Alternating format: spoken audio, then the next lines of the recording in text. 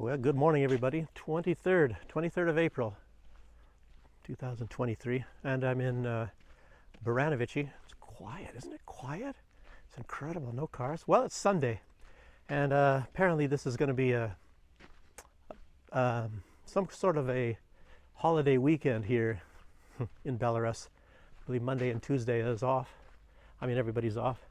So what that amounts to is, more delays on the apartment. Well, delay, you know, my apartment for moving. But anyway, it's a beautiful spring.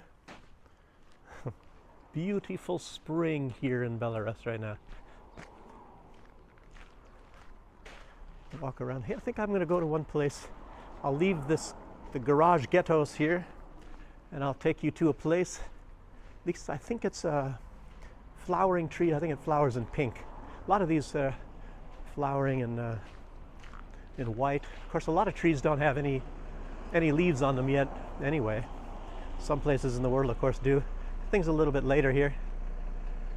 But the autumn comes about the same time as it does in other places, so we start getting, beautiful. Whoa! Almost lost my step on these steps here. So it's very beautiful here in autumn time as well. So I love it here in the spring, summer, autumn in Belarus. Oh, look at this. Here's a school over there. It looks like the weeping willow there is starting to get some leaves. Things are just budding right now here. But anyway, what's in the news today? Yes. Well, some of the big news in the world is this expulsion of diplomats from Germany. Are expelling a lot of, I guess, Baerbock. You can say Annalena Baerbock. She's the one. Who else do you expect to be doing some brilliant moves like this? Expelling some Russian diplomats from Germany. And, at first I was hearing around 20. And then I heard 30, and then I was hearing 34. And it turns out they're not quite yet finished on how many they're going to send out.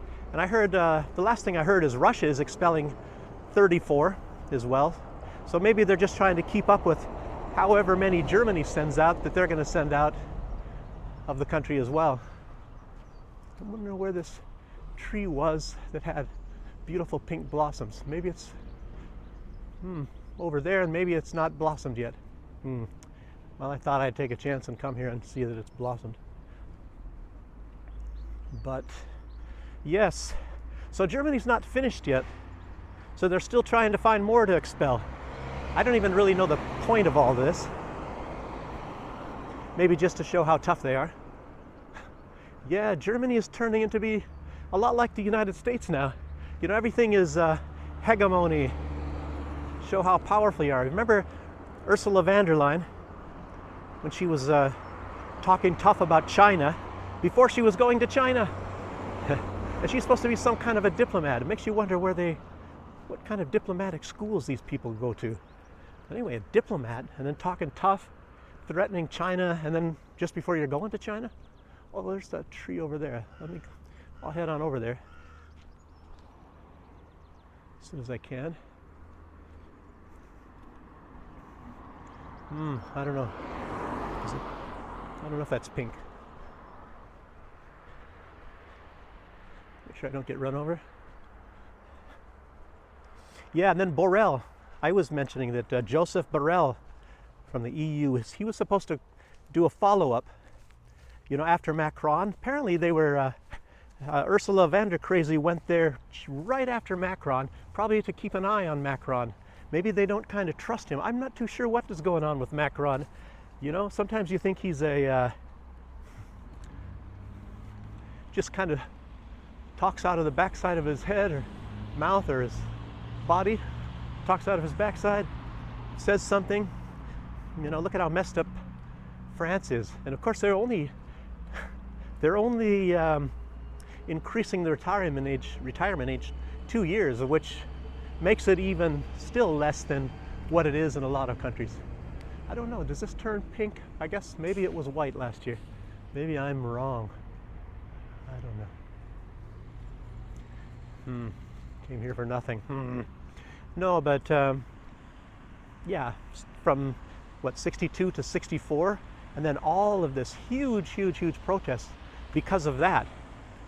I don't know anything about what are the stipulations. Maybe, I don't know. They should have something like everybody now that enters the workforce will have to retire at 64, rather than somebody think they're going to retire and then, surprise, you don't retire next month, you have to work another 2 years. You know, whether that's good or bad, I don't know. Maybe people can stay on longer. You know, they don't have to retire. That's like how it is in a lot of places. Where I came from in the Grenadines, St. Vincent and the Grenadines, I mean, retirement age, I believe, is 50. Gosh, can you imagine that? I would have been retired quite a while ago, but I'm going to have to work until I drop, because I don't really have retirement. You know, I have some when I was in the States for Social Security, you know, and then I kind of wised up and realized it's kind of a waste a lot of time to contribute to a lot of these retirement accounts, because they're going to steal them from you anyway. They're not going to pay you. They've done that in St. Vincent, for example. They had different retirement schemes, and a lot of people ended up with nothing. They just said, oh, we're going to start a new one now. Everybody, you know, under certain stipulations, who paid in the old one for 20, 30 years of their life, or 40 or whatever, all of a sudden, nope, sorry. And then look at Mitt Romney, destroyed all these pensions of all these companies he bought. Look at Enron, all this sort of stuff. And then I've been hearing most of my life that I'm not going to get Social Security because the government keeps borrowing from the system, and there won't be anything there by the time I retire. They keep threatening that it's going to be depleted. You know, Bill Clinton, I guess, took a huge amount of money from that. It's just terrible finances. Germany was actually running pretty good. Technically, I would have a little. I worked a little bit in Germany. I should be able to get some money, but I doubt that too. They probably have some stipulations where I can't get any money. I was actually contributing to a retirement account, and then took it out because I don't really trust anybody anymore. So I invested some in gold, which I don't have in my personal possession.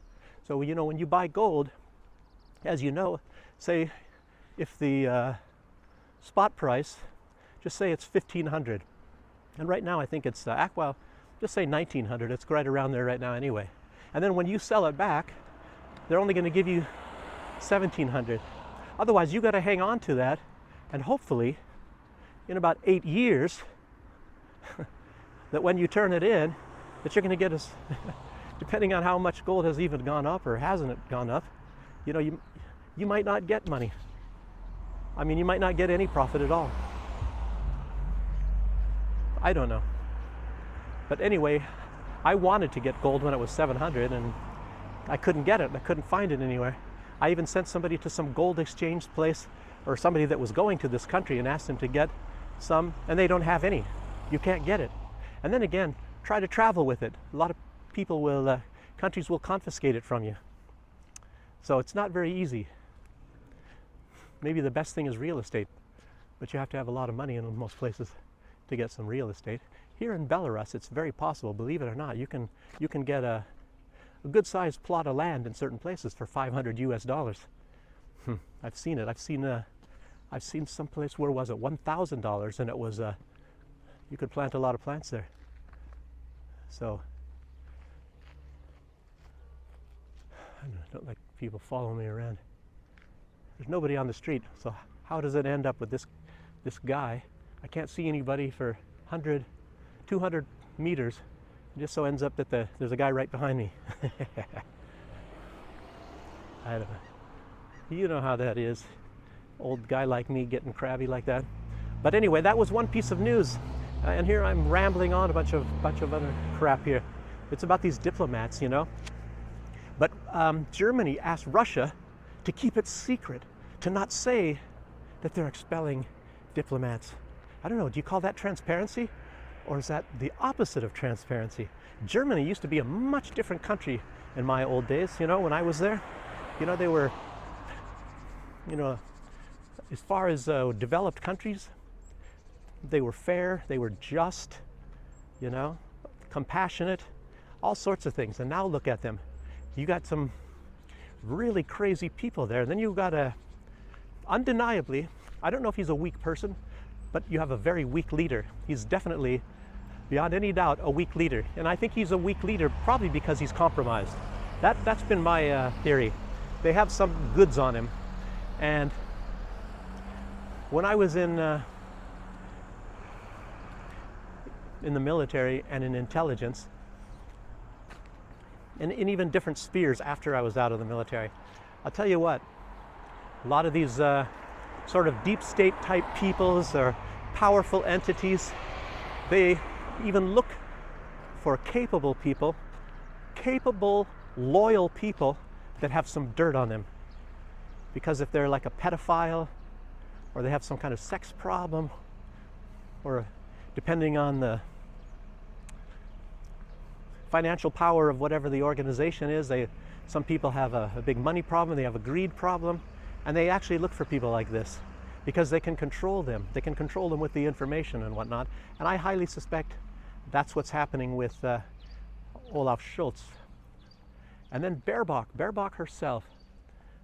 I don't know if anybody out there has heard of the rumors of what she was probably doing before she became this high minister in Germany, whatever, Minister of Foreign Affairs or whatever the heck she is,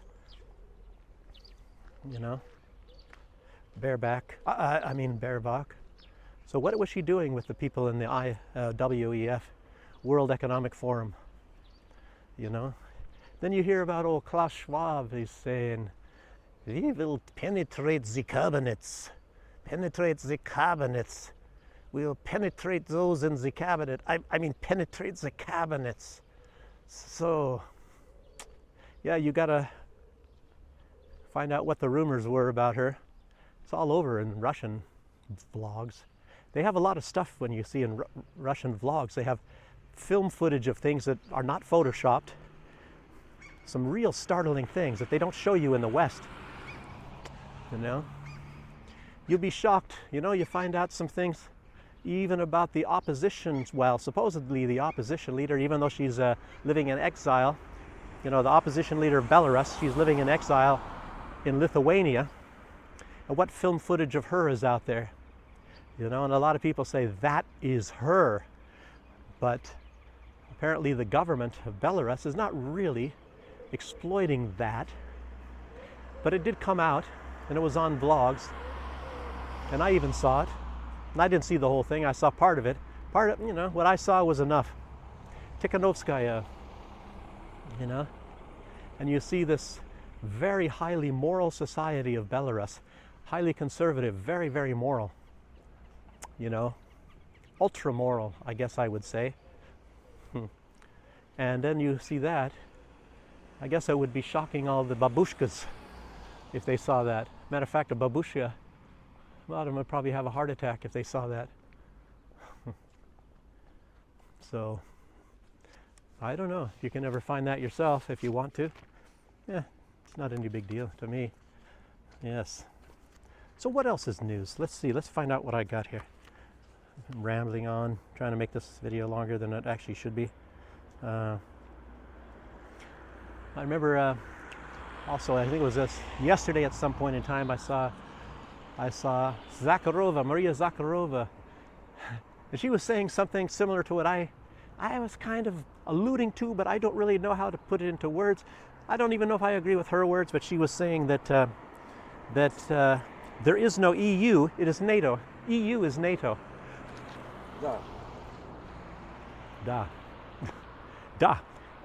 EU is NATO. I don't know, they're like one and the same. I think they're both headquarters. She was saying something, I think she believes that their headquarters in Strasbourg, but I think that that's actually in Brussels. So why does everybody say Brussels? And that's where the headquarters of NATO is, at least SHAPE, Supreme, you know, SHAPE Belgium. Supreme Headquarters, Allied Powers, Europe, shape. And that's where the big heads are for NATO, as far as I'm concerned. I don't know, these things are all one and the same anyway. And then they have their meetings. I guess it's just to travel around. I don't know, why don't they just meet every time in Brussels? Why do they sometimes go to Ramstein? Who knows what not? Then you hear about a lot of this, it wasn't really in the news, and I heard it when it first came out. It was back in March, when after Ukraine attacked some targets inside of Russia, and some people got killed, Russia had a few bombing attacks. They used the Kinzhal. I think it was the first time they used a Kinzhal missile. You know, the hypersonic, the real hypersonic missile. And it penetrated like 400 meters, I believe, underground into a meeting place of NATO leadership and killed them all, like 300 people. And it wasn't even really announced. Apparently there's a lot of truth to this. I don't know, I didn't repeat it back then, even when I heard about it, because I was thinking, that can't be true, because I'm not hearing about it anywhere else. So, but apparently it is. I don't want to go this way. What's this guy stopping here for? Look at this.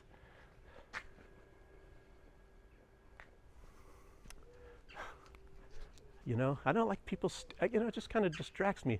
People staring at me because they hear English. And this guy, he wants to, I guess maybe wants just to find out if he can understand, he hears a language or something. And he wants to find out if he can understand whatever language it is. Well, maybe now I can turn around. Looks like he's kept going, even though it's very slow. Look at this, it's Sunday, nobody's around. This is really cool. Nice day as top of that. I don't know, maybe I should go this way. I can have squinty eyes, but I won't look like a silhouette, maybe like I do, possibly. Yeah, anyway, there is no EU. She says it's all NATO. And of course it is, and they're talking about, you know, EU having their own military. Well, guess what? They already do. It's just run by the United States. And then you hear also about them, the West, including the US, running out of weapons. Of course they're not running out of weapons. It's just they are not using, you know, not sending all their weapons there. They need some for their own security, because as we see, you know, it's always happening. Somebody's attacking the United States. I mean, look at how many times it's happened. It's happened since the history of the US one time. So they need all these weapons there. I don't know. That's their own business. I don't really care. And a lot of people are saying that it's all fake. That it's all fake, and they don't, there is no weapon shortage, and they have given Ukraine vastly more weapons than they let on. So, I don't know about that. Who knows? There's a lot of talk, because everybody is, you know, you hear one thing and then you hear completely the opposite from somebody else, sometimes from the same person. Like you hear who was it, this Mikhail Podolyak, this advisor to, I don't want to say any names right now. Advisor to Zelensky,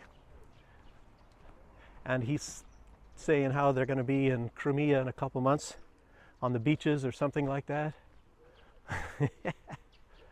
Well, I doubt that. Even if they do have all these weapons that they were supposed to be getting and maybe don't have, I still doubt that. Do you think Russia is unprepared? I don't know. Do you think they're going to use chemical weapons and start gassing all of the Russian troops everywhere? I don't think so. Even though they've used some already. Of course they have. Not even talked about. As you know, I mentioned that already.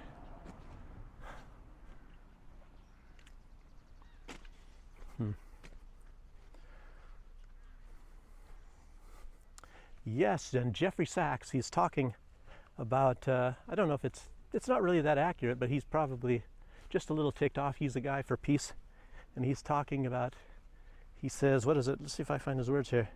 Nazi Germany is back. He's talking about because of this expellation of all of these diplomats, over 30 diplomats. But that doesn't prove anything. I mean, the USA does that too. Everybody equates everything to Adolf Hitler. By the way, who was it? Some news agency, I think it was in the United States, I don't know, CNN or MSNBC or whoever. They're talking with some Ukrainian soldier whose call sign was on whatever it is, Telegram, was Adolf. And they never even, I think it was Alex Cristoforo was talking about that. They didn't even do the decency of telling the guy to say a different name or something like that. Gosh. You know, very funny. That's obviously very funny. Incredible. They don't even hide it anymore. I think that's what Alex Cristoforo said, which is true. Oh boy, there's a kitty over here. I don't even have any food. A really fluffy guy. He's gonna have to lose all that for. See if before he goes and hides. I'll see if I can show it to you before he goes and loses it all for the summer.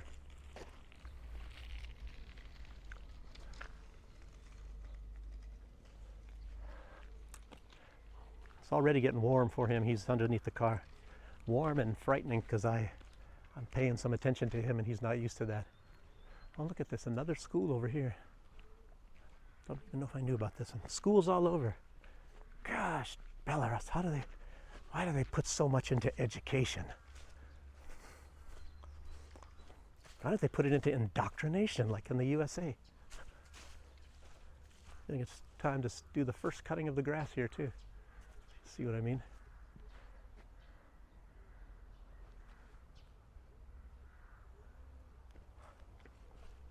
I'm trying to find a place to sit where there's less people.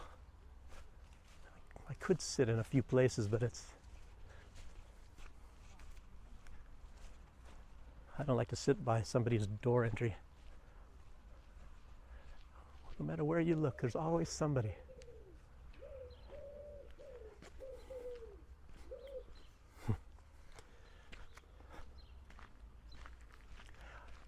Another thing, some guy smoking there.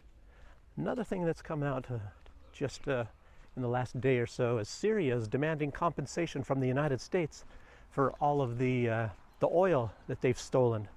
You know, makes you wonder if they should also ask for compensation for all of the destruction they have caused in Syria. You know, oh, but Russia's are the aggressors. In Ukraine, it's just very friendly to say that you want to knock Russia out with nuclear bombs. Their goal is to kill as many Russians and get rid of all kinds of Russian culture, expel all native Russian people from the Donbass and the Crimea. I mean, that's just friendly stuff. That's just friendly talk, you know? And bombing the people in Donbass, they wanted to be bombed. It's a sign of brotherly love to get bombs dropped on you and killing children, bombing school buses. I mean, that's just a friendly gesture. So Russia is bad for going in there and trying to stop that. Because they're just being friendly. You know, tough love. It's tough love, I guess, you know. So the United States getting a proxy military, just, of course, this sounds kind of familiar. It sounds like Afghanistan, you know, Al-Qaeda. No, I'm talking about ISIS this time. ISIS, you know, proxy military, you know, and they,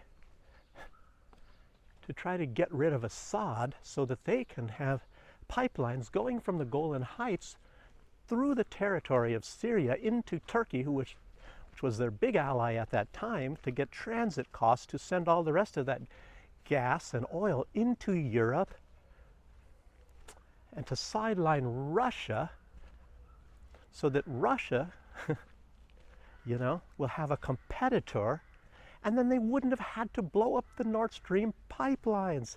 Because you see how evil Russia is for coming and helping the Syrian government,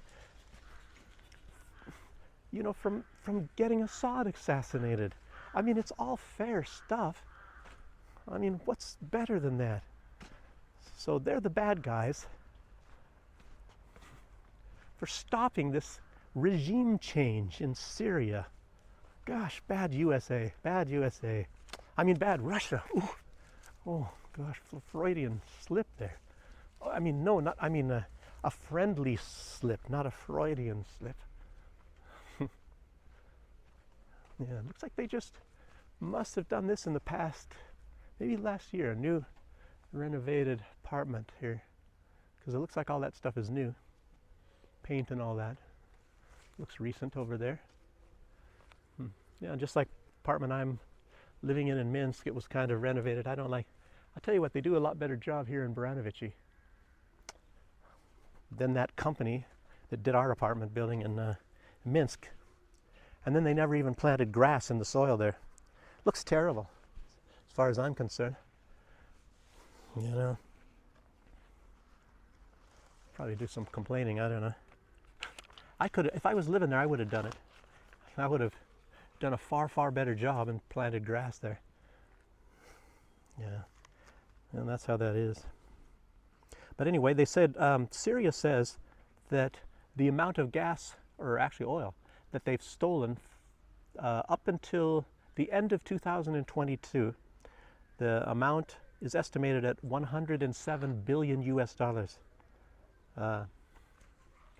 And that is actually accounts for most of the majority of the economy, of the revenue for Syria. That's, you know, before the US proxy military ISIS began the hostilities. And the US, you know, obviously admits that they occupy that part of Syria, and it's by far the richest part of Syria.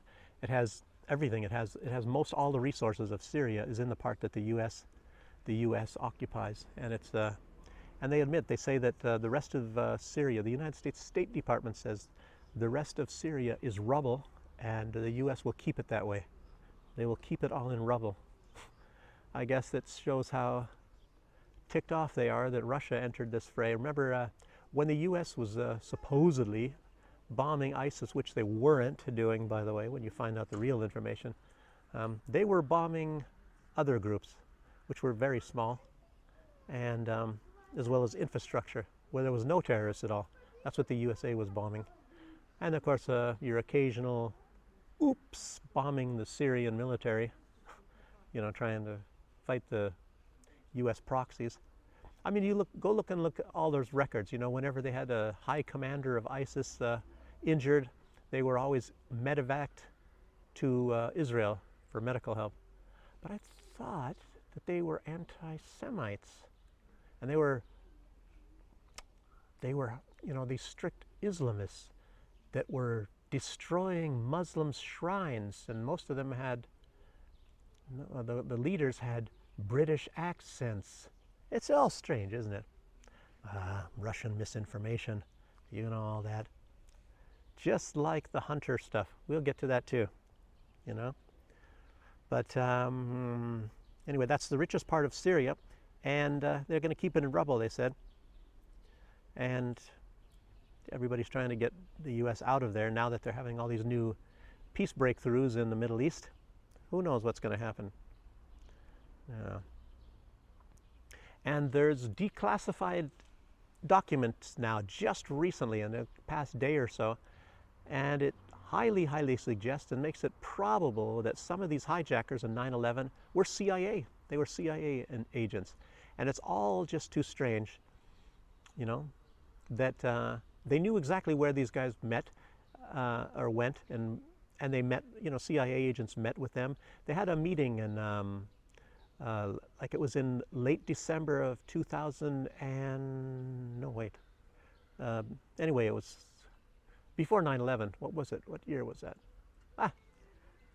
Anyhow, but they had, they met in Kuala Lumpur, some of these guys, some of these hijackers, and they, strange, somebody's, you know, staring at you, you kind of feel it, and you look at them, and then they turn their eyes really fast.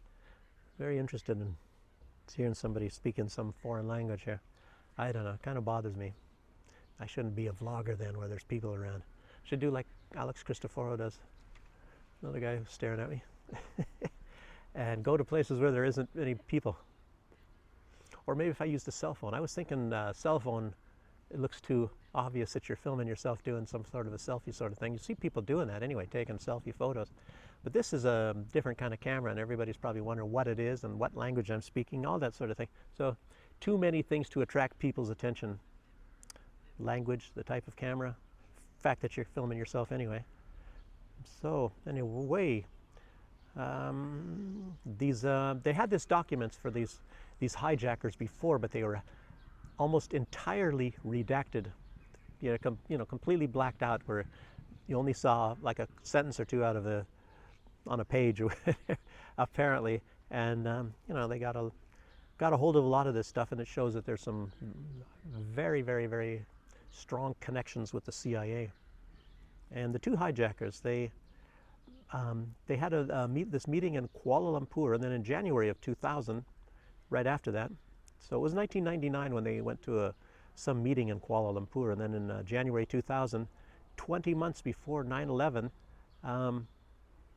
they were at this summit. No, the summit was in January 2000, the year 2000, 20 months before 9/11. And in light of this, you also have to remember, that there was a televised interview with Hillary Clinton admitting that Al-Qaeda was a U.S. asset, that was a proxy military of the United States. So they had a Al-Qaeda meeting in Kuala Lumpur. You have to ask yourself, well, who put on this meeting? Who funded this meeting? Who's the one that founded ISIS? Did the CIA also found ISIS, or did they just work with ISIS? Very interesting. That's a place called Alex Station. And the CIA commissioned Malaysian secret services to record that meeting. But it's strange enough that they don't have the audio. They just have video, which makes it completely useless in my opinion. So, showing just some pictures and you don't know what the heck is going on, But in any case, it was obvious that these guys were very well known by the CIA. And and then makes you wonder, why were if these guys were not, then why were they allowed in the U.S. when they knew all about these people? They certainly knew all about them. They let them back in the U.S. and they had either a tail on them the entire time, in San Diego. And they knew everything about these guys, and they were watching them the entire time. So then how did 9/11 occur when they knew all about all this stuff? Very, very strange stuff. And I'm not going to make any other projections. There's a lot more information for this, but I'm not going to say anything. There's probably something very key, still waiting to come out. And I'm sure a lot of people are going to be talking about this on other vlogs. Other people, let's listen to Alexander Mercouris. I'm sure he's going to come up with a lot more of the details on what's going on with this. So that's going to probably be tonight, I would think, on his Sunday broadcast, Alexander Mercouris. And also, he did a very, very good report on the Russian economy just a day or two ago, and it was even mentioned by Gonzalo Lira. He also gave him praise for this talk of the Russian economy, which is actually doing very, very good. And a lot of these measures that come out from the West, a lot of the sanctions and whatnot, is highly welcomed. Even the sanctions on these oligarchs is very welcomed by Vladimir Putin, because now these people are going to have to invest in Russia, because if you're in, it's like they're doing what Putin would have asked them to do. A lot of these oligarchs are now having to invest in Russia, or at least they're compelled to, instead of overseas where the West steals their assets. They stole Russian government assets, and apparently a lot of people are talking about like this 300 billion, and somehow they can't find this 300 billion. They only found 30 billion to take from Russia. All this stuff is illegal, and then the rest of the world obviously is watching all this stuff, so they're trying to now get out of the US dollar. That's one of the incentives to get away from the US dollar, is because they see what they're doing to Russia, and they say, well, we could be next. Russia's a powerful country. we're not powerful, and it's obviously the U.S. says, you do what we tell you to do, you do what we want to do, you do only things that, that mostly benefit us, or else this is going to happen to you. And everybody sees that, so they're trying to get away from that. And I think Sergei Lavrov was even saying that the BRICS nations are going to come up with some sort of a different mechanism, maybe a basket of currencies, which they've been talking about for years, because of how the financial system is being managed by the US and, of course, the collective West, along with Germany and all. And you see, just some years ago, I think they fined a French bank huge sums of money. So the French are not as beloved. You can't even say that anymore after this pipeline terrorism. So maybe the French and the Germans are not very beloved by the United States government or the deep state. And you can see that there must be ties with the British government, because they never do this stuff to Britain, and all of the huge problems that are going on in Britain, the financial problems for the regular people, is all brought on by the British government themselves, And who knows? It makes you wonder: is this stuff being done on purpose? Are these guys really that stupid? And the U.S. too. And why is it that Russia is doing so much better all the time, better and better and better? And they're projecting much better improvements in the near future, as well as in Belarus. And then it's one of the topics I kind of want to get into a lot more in the future. Is, they have this, I've talked about it before, this brainwashing program they have going on in Belarus. And it's in a lot of the universities and things. These students that are here in the universities, it's all paid for by the government of Belarus. So it's free university. It's not like America, where you got to pay through the nose to go to university. Here it's paid for by the government, and then they incentivize some of the youth in the universities to be anti-Belarusian government. And Lukashenko has made some sort of a law that I think it's like against the law. You could, I think, lose your funding or get kicked out of the university if you're talking bad about the government. It's kind of like, yes, you'll be punished for biting the hand that is feeding you. And it's like, it goes without saying, why do you bite the hand that feeds you? And I'll tell you what, you can even talk bad about the government, and they're not gonna kick you out unless you make a real stink of it, and you start going through some sort of measures to undermine the government. Like if you're going around, starting organizations to be anti-government, which would make no sense anyway. Here the government's paying for your education, and then the very university that the government is paying for your education from, you start protests in that university against the government. It doesn't make any sense. These people, in truth, they should go somewhere else. They should go to some other university. They should go pay through the nose. They should go in such as maybe Lithuania. And there was even a person on the news, I guess here in Belarus, just a week ago, a little bit over a week ago. And he lives in Lithuania, and I think he might even have some kind of relatives in Belarus. I don't really know. But apparently he can come to Belarus, and he said he is moving to Belarus because he's looking at what he has to pay for his apartment, what he has to pay for everything, and the availability of food, and how much better life is in Belarus than it is in Lithuania, which it is in all the Baltic states. It's better in Belarus than it is in the Baltic states. And when I was traveling through, like I said, I traveled through Latvia, and I was taken aside. They called me out of everybody that was on this bus, and I don't call it an interrogation. It wasn't any kind of an interrogation, but they asked me all sorts of questions. A lot of it was like, did I go to Ukraine? And they asked me twice, did you travel into Ukraine? It's probably, I think, because I think they obey Ukrainian law, I think.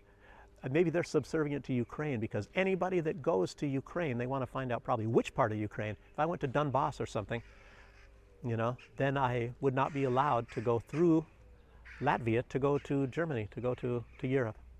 And maybe even Germany would do the same thing, because they're like,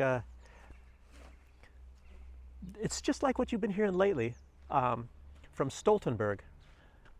Ukraine, they already consider Ukraine as part of the EU and NATO. So this is part of their master plan, apparently, from long ago, is that it is a must to put the Ukraine in there, probably to consolidate this, to make sure that they have Russia completely surrounded. And then they can begin to neutralize Russia, get the resources, topple the regime. Germany will again get cheap gas, even cheaper than what they were getting before. And you know that that was the plan. You know that that's the plan. Because why would anybody be doing the stupid things that they're doing right now? You know, Germany was under the belief that they're going to get gas even cheaper, you know. And of course, the United States is not going to like that. So the United States has to have huge, huge stakes into all of this too. They probably want it better than what they had it during the Yeltsin years, where the United States and a lot of the West was just pillaging Russia for its resources. And even Yeltsin knew that he was making a mistake, and I think he regretted that. And that's one reason why he chose Vladimir Putin to be the next leader. And Vladimir Putin, everybody says, oh, he's a lawyer, but he's also a brilliant economist. He has a brilliant past, and he's got a temperament, a very good temperament, and he knows how to get the things done without.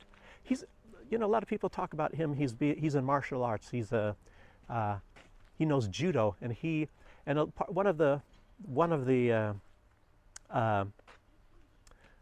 points of judo is to use your enemy's weight against them. So when they lunge at you, use that momentum of your energy to put them on the ground. So in other words, you're using less force than what your enemy is using. They use more force and do damage to themselves rather than whatever. There's people staring at me. They're probably going to call the police or something, saying I'm kind of a spy or something. Oh my God, I gotta leave. This has happened to me before, you know. They hear this language, some guy with a camera walking around here, and they think that I'm some kind of a terrorist. You know, it's not like I have this against these people here, but, you know, because I understand that, and I'm not against them doing this sort of thing. You know, it's just kind of annoying. You know, speaking a foreign language, holding a camera, walking around here. Terrorist! Gosh, it's just frustrating. When I'm in Minsk, I can do this, of course, walking around, but I have to do it with a lot of people around because, you know, it could be anybody walking around with some kind of a camera doing stuff on the normal streets. You have to think of the old Soviet past here, when you weren't really even allowed to be photographing even any government buildings. It was strictly not allowed. But even back in those days, you know, I remember when I was here, of course it wasn't the Soviet years, but it was immediately after, and I took a photo of the train station, which lots of people, how many times a day is that photographed? The train station in Minsk. And back then it wasn't allowed. A policeman, very, very nice, very cordial, very nice, told me I'm not allowed to do that. And it reminds me of my time as a soldier, because we had this agreement, you know, technically speaking, the East and the West were allies against what was the Nazis back in those days, or the nasties. Of course, now the West is nasties, but at that time, back in the 80s, they were anti-nasty. Very strange how the world works nowadays. But anyhow, so anyway, since they were allies against the nasties, that American soldiers could go to East Berlin as long as you're wearing a uniform, you know, to identify yourself, which I did, and very few actually were able to do that. I was chosen to go there. I was an outstanding soldier. So anyway, very few. I think one time a year they would have a busload or something that were allowed to go into East Berlin, and I was one of those that was chosen for that. And you know, you could take some photos, but you could not take photos of any government buildings. I did anyway. Unfortunately, when I was living in St. Vincent in the Grenadines, renting a place, I had my slides in a box, and they didn't tell me that they didn't build it properly, and the moisture came through the wall and ruined all my slides. So my whole life I put everything on slides, so I don't even have much of any proof of anything anymore. I had some really good, interesting things. But anyway, that's water under the bridge, spilled milk, or whatever you want to say. But anyway, just so you know here, and a lot of these people here, they see somebody with a camera and they start to think spies or terrorists or something like that.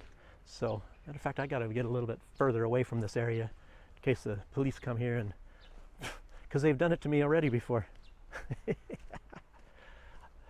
I don't know if you guys remember that. I had a video before. Here I'm talking, and then the police came up to me. I had to shut the camera off, and then I had to finish filming later. It was also in a morning like this. Gosh, terrible. Anyway, I'm making a long video, aren't I? So, anyway, let me try to make this a little bit short. What else do I have here? I should talk a little bit about this Hunter Biden thing, but I did already last time, and you can hear that, you know, from other people. It's the corruption of the Biden family goes really deep. It's a lot of corruption, and they paid off. I think it was already Alexander McCurris and them talking about this. A lot of the, I don't know if they're paid off, but anyway, they probably were paid off in some way. But, you know, they lied about this document, you know, in order to get Joe Biden to become the president of the United States. So he became the president through illicit means, obviously. They signed this document, these intelligence agencies or something like that, and to say that Hunter Biden's laptop was Russian disinformation when they knew for a fact that it was real and it was not Russian disinformation. So otherwise that information would have been so damaging, because what's on that laptop, it implicates Joe Biden, you know, as being very corrupt himself. He was getting 10% for the big guy, 10% for the big guy for all of these corrupt business dealings, peddling influence while he was vice president of the United States, you know, to putting Hunter on the board of Burisma, you know, and it probably also helped him getting in this investment group with chemical and biological warfare labs in Ukraine, Rosemont Seneca, and how many other things, a lot of corrupt real estate deals in China. And then Hunter Biden with a Chinese female prostitute spy, apparently. At least that's how people described it. I don't know. And there's probably much more. A lot of things on there. You know, and it's not just Hunter, and it's not just old Joe. I guess it's even the spouses, even the women were involved in certain things, and other family members. I think old Joe's brother, so Hunter's uncle, he's involved in some corrupt real estate dealings as well. Oh wait, let this guy go. I don't want some guy to be following me around. So look at this, what's right here. It's strange about all the different types of cars in Belarus. Here's a BMW over here. Interesting. There's an Audi. There's a Peugeot. There's a Opel. Another BMW, Volkswagen. You know, cars from all over the place. There's more variety of cars here in Belarus, I think, than anywhere. You see Chevys, lots of Chevys all over. I don't know, Chevrolet, and I've seen Chryslers and who knows what. Of course, that's not going to be happening much anymore. Thanks to the good old US of A and their great brilliance, they're going to make less money. That'll teach those Russians and Belarusians. We're going to make ourselves poor. It's like somebody was telling me the other day from Germany that a lot of the Germans are taking cold showers to stick it to Putin. We're going to stick it to Putin. We're going to take cold showers. That'll get Putin. That'll get him. Yes. Oh boy. Look at us taking cold showers to get Putin. There's a Honda. So, did I already mention Emil Kosman also did a very good short video. He's the master of short videos of like 15 minutes or less or so. I think he might even get some that are 18. But he was talking about Robert F. Kennedy Jr., the nephew of the former president, John F. Kennedy, and who's now, of course, running for president. Of course, that's been known already for a couple of weeks, even though he formally announced it, I think, was it Wednesday this week? I don't know, I think I announced it already the week before that, because he said that he's running for president. I don't even know. I don't know why everybody else didn't report it then too. Yes, but I should also mention there's a lot of people now talking about this big exodus of people from even the United States and Germany, a lot from Germany, a lot from Europe, exodus coming to Russia and even Belarus. So, and we knew this would happen. Everybody's running away from all the, I don't know, maybe it's the wokeism, maybe it's the economic collapse. I don't really know for sure. But they're getting away from, they're running away from a lot of these Western countries, which is actually a good sign, because things are going to get better here. The Chinese are making big investments in Belarus. And if you want to, you know, decide, oh, hey, which country should I go to? Should I go to Belarus, or should I go to Russia, or should I go to China or some other place? I don't know. You know, you got to know for yourself.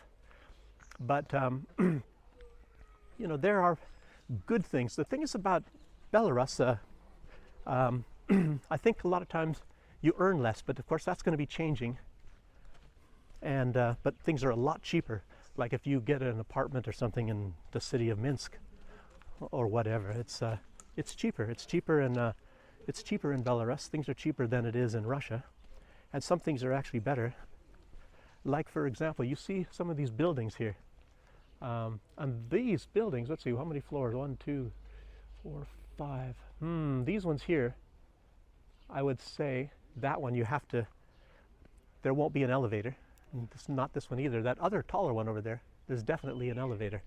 In Russia, see that tall building over here?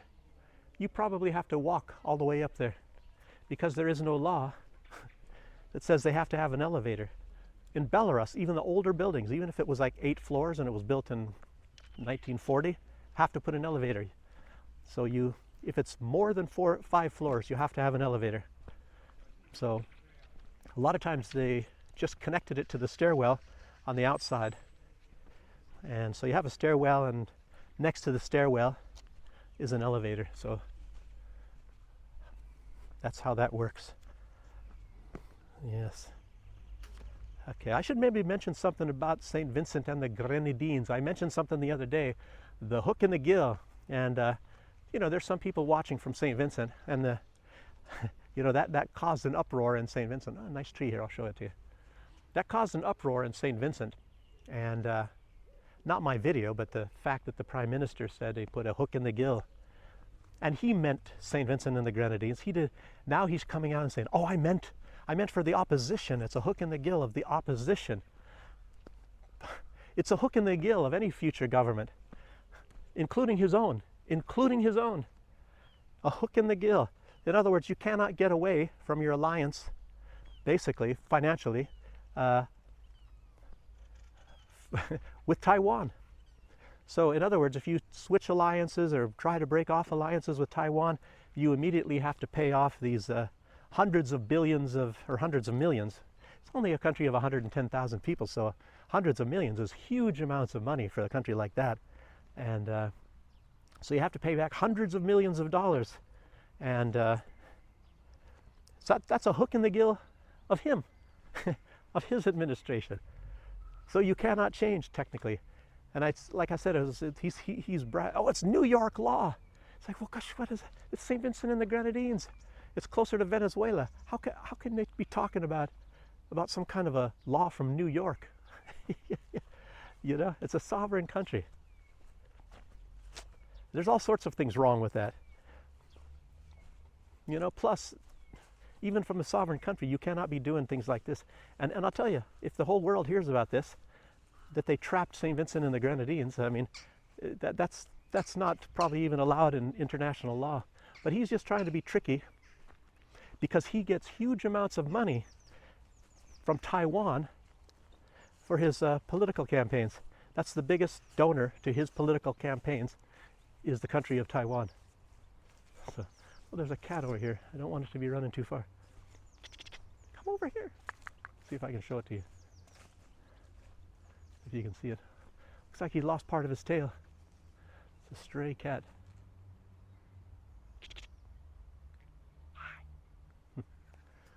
This is the area where my cat came from. Over here by this bench.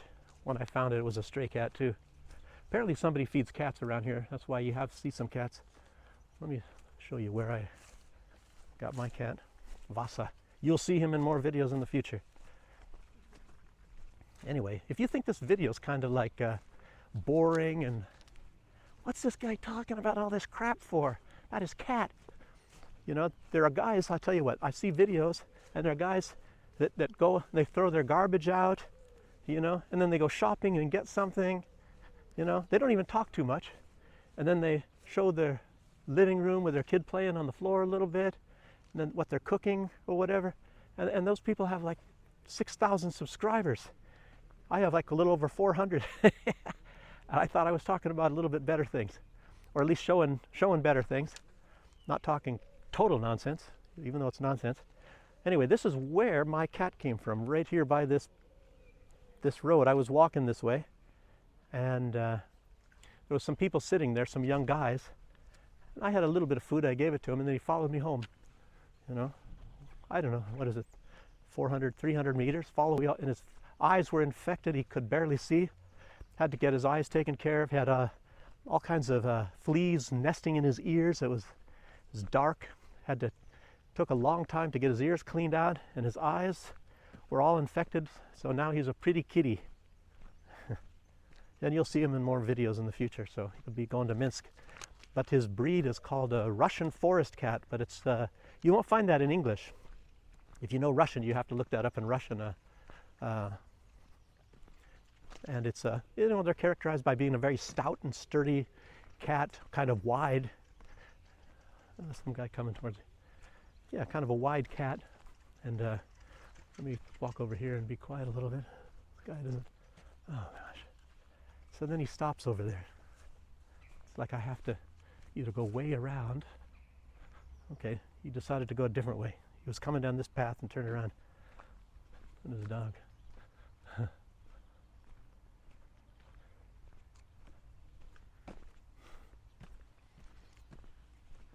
So, I don't even know what I was talking about. More nonsense. So, that's mostly what I was going to talk about today. All that sort of stuff. And I tell you, trying to get moved to my apartment, you know, it's not like it all depends on me. It depends on other things. We had a ceiling put in. I mentioned that in the last video. Turns out it wasn't, you know, it's one of these stretch ceilings.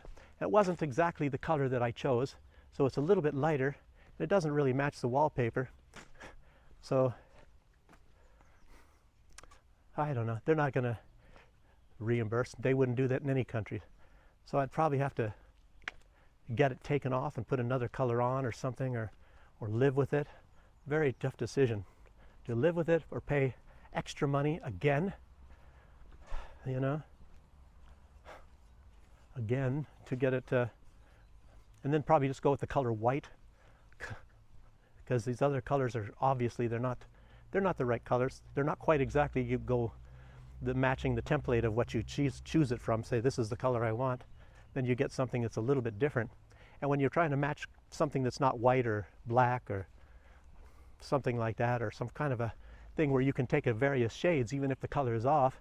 See, ours is some kind of a weirdish plum sort of a color. And anyway, we ended up with something fuchsia that has like a little bit of a light violet mixed in with it, instead of like a